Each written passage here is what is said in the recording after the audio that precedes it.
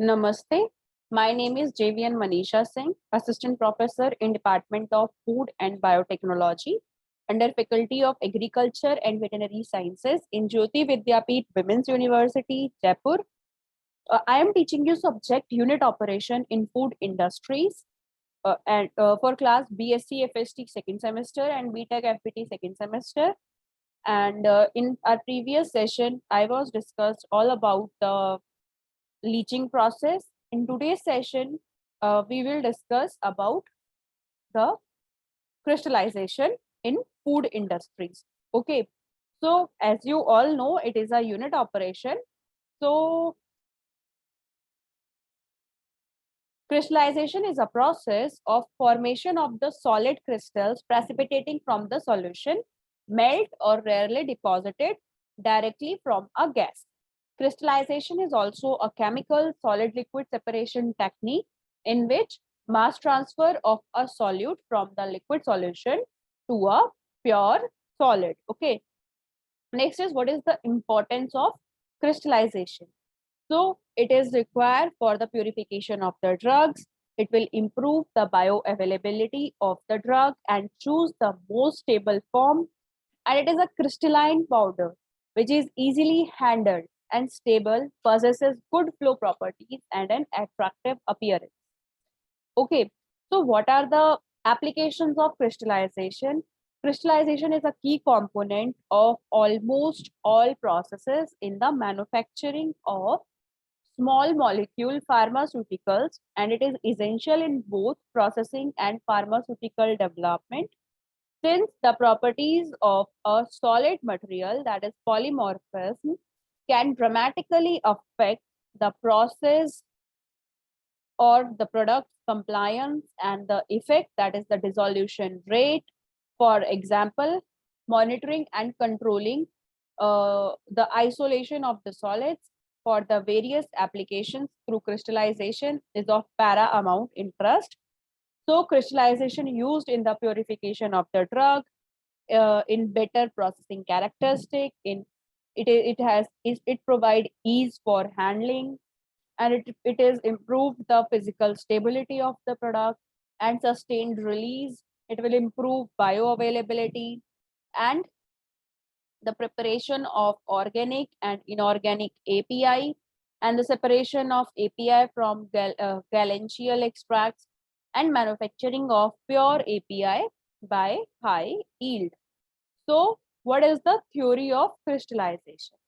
The three major stages in the process of crystallization are: number one is the supersaturation of the solution, and it can be done by the three ways: by either by heating the solution, by cooling the solution, and by salting out. Okay, that these are the three ways in by which you can supersaturate your solution. Okay, next is the nucleation. Next step is the nucleation, and this takes place in several steps. During their normal motion, the the atoms, molecules, ions will come closer to one another and forms an aggregate called as clusters.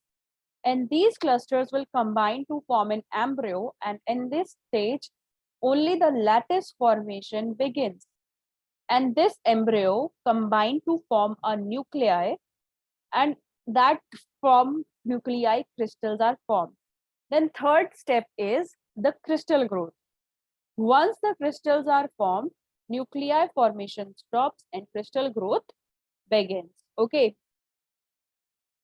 So in this, basically, we will supersaturate the solution either by the evaporation of the solvent, by the cooling of solution, or by addition of the additives.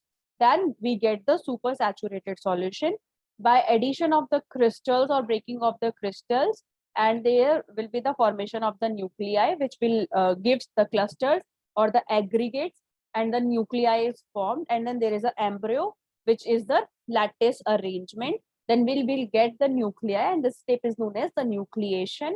After the nucleation step, there is a diffusion and deposition of the particles on the nuclei, and that stage basically is the crystal growth, at which place the crystals will grow. Okay, So I think it is clear to all. Next is the crystallization crystallizers, which are used for the crystallization process. So number one is the draft tube baffle technology. And this type of crystallization is especially designed for the low viscosity products when a narrow crystal size distribution is expected. Supersaturated product enters into a chamber containing the mesoid, that is a mixture of the solids and the solution. Instantaneously, the product crystallizes around the crystals that are already inside the vessel so that the solution reaches the saturation point, and inside the chamber a stirrer creates a high circulation flow in order to give a good repartition of the crystals in the mesite. Okay, so on the side of the vessel, baffles create a quiet zone where an upward flow brings the smallest crystals out of the vessels, and they are remelted and put back into the vessel. Next is the forced circulation crystallization, and the design of such crystallization unit is very similar to a forced circulation evaporator. A vertical tubular heat exchanger is only preferred due to the high viscosity of the mesite, and this type of crystallization unit is designed for the crystallization of salt out of the effluent. Okay, so the example of the crystallization is basically the crystallization of the sugar.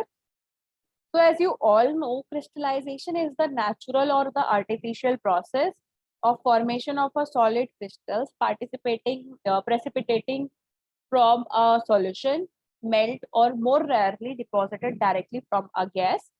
The crystallization process consists of two major events, nucleation and the crystal growth, which we will discuss earlier. And in sugar industry, the crystallization process is the process just after the evaporation.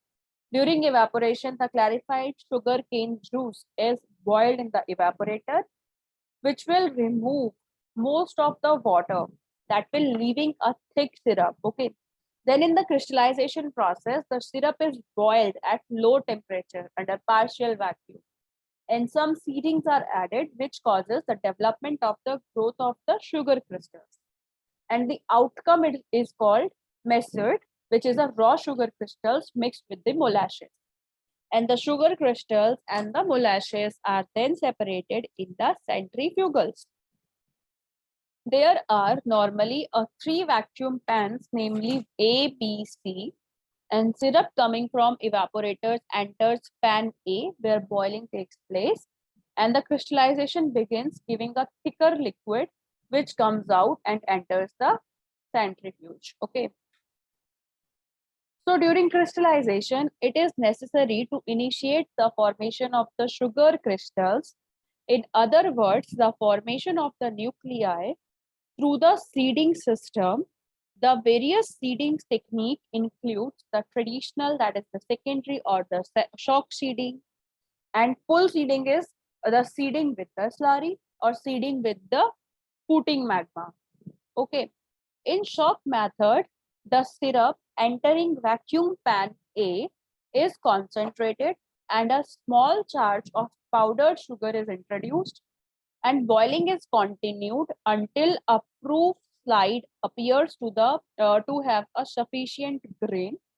Supposedly, the sugar by its mere presence, that is shocked, the unstable syrup into a spontaneous nucleation to form most of the needed grain.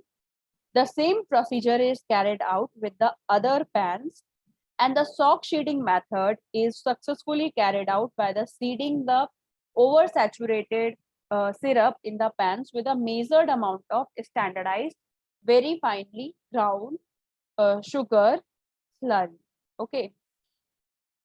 So the quality of the crystals is mainly determined by the supersaturation and the pan circulation maintained all over the stripe. Okay. While the time needed to reach the required product crystal size is determined by the linear speed of crystal growth. The grainy nature of the crystallized sugar is determined by the various factors, which include the degree of supersaturation, rate of cooling, degree of cooling, timing, rigor and length of the stirring, and temperature at stirring, seeding, blend of the sugars present, the pH and the presence of the crystal growth inhibitors. Okay.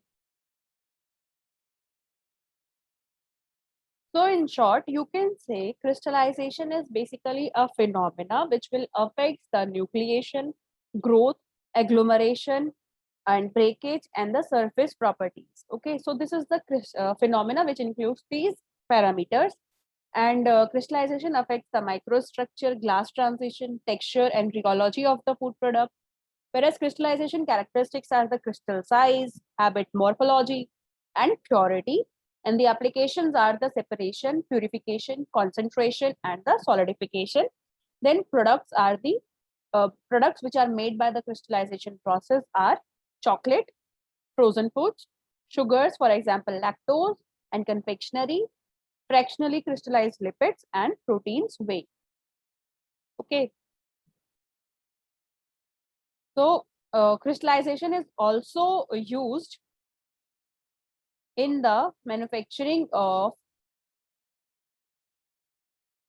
first of all, crystallization is an example of separation process in which mass is transferred from a liquid solution whose composition is generally mixed to a pure crystal, solid crystal, and the soluble components are removed from the solution by adjusting the conditions so that the solution becomes supersaturated and excess solute crystallizes out in the pure form. Okay, so the crystals which are formed by the process of crystallization, they are always in the pure form. Okay, so this is the generally accomplished by the lowering the temperature or by concentration of the solution, in each case to form a supersaturated solution from which crystallization can occur.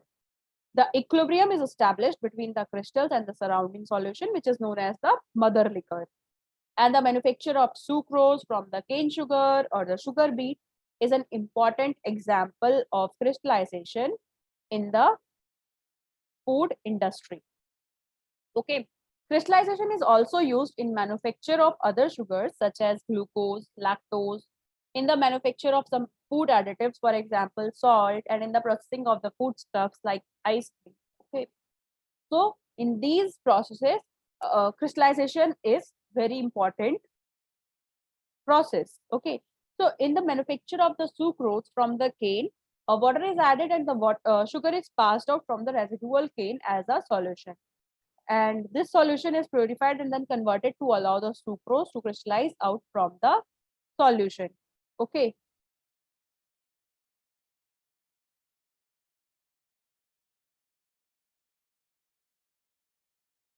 Next is the crystallization equilibrium. Once crystallization is concluded, equilibrium is set up between the crystals of pure solute and the residual mother liquor. Okay. So the balance being determined by the solubility, that is the concentration and the temperature. The driver force between the crystals grow in the concentration axis, that is the supersaturation of the solution, above the equilibrium level. The resistances of the growth are the resistance to mass transfer within the solution and the energy needed at the crystal surface for becoming the molecule to orient themselves to the crystal lattice. And the solubility and saturation is, the solubility is defined as the maximum weight of the anhydrous solute that will dissolve in the 100 grams of the solvent in the food industry. The solvent is generally water because water is a universal solvent. Okay. So the solubility is the function of the temperature. For the most food materials, increase in temperature increases in the solubility of the solute, shown for the sucrose. And pressure has very little effect on the solubility. Okay. So this is the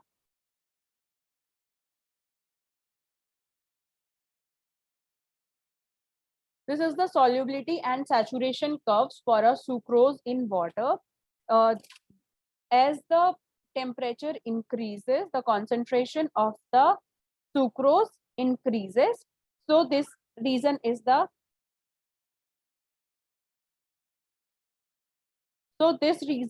the stable region where there is the stability. This is the solubility curve, and this is the supersaturation curve, and in between there is a metastable region. Okay.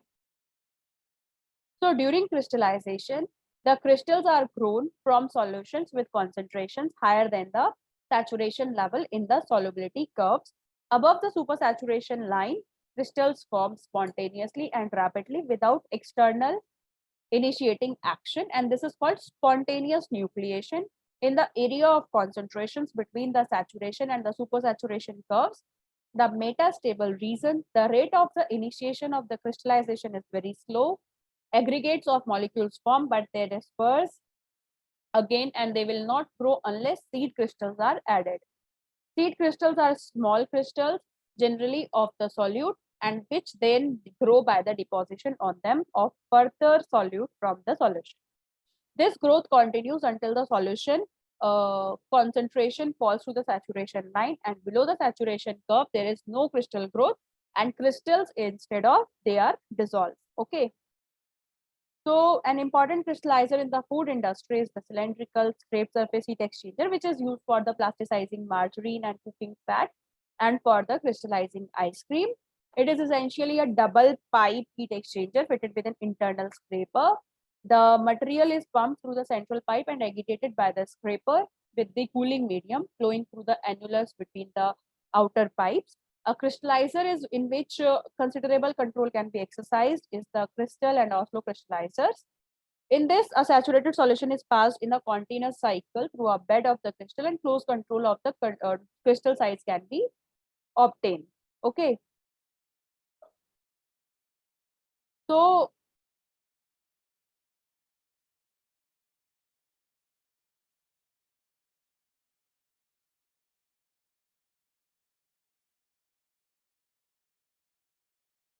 from this session, various questions will be asked in your final exam. For example, what is the crystallization process? What is the theory of crystallization? What is the principle of crystallization process? What are the different crystallizers used for the crystallization process? And what are the give some examples of crystallization. Likewise, questions will be asked in your final exams. So prepare accordingly. And I hope it is clear to all. Thank you so much for watching this session.